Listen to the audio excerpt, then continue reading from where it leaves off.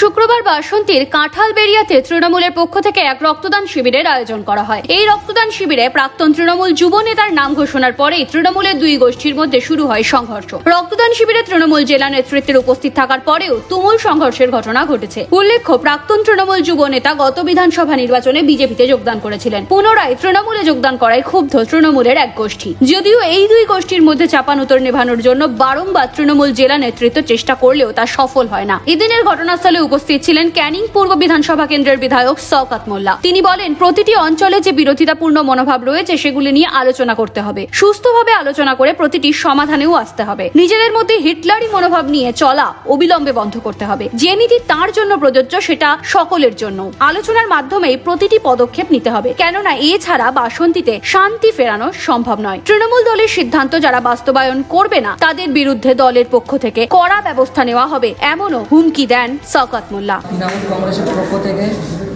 রক্তদান শিবিরে এসেছিলাম কাঁঠালবেড়িয়া অঞ্চল।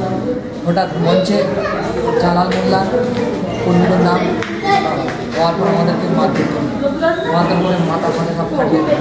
আমরা ওখান থেকে কী করবো, তোদের মুক্ত হয়ে গেছে, আমার বাড়ি চলে আসছে। Bureau report, NBTV।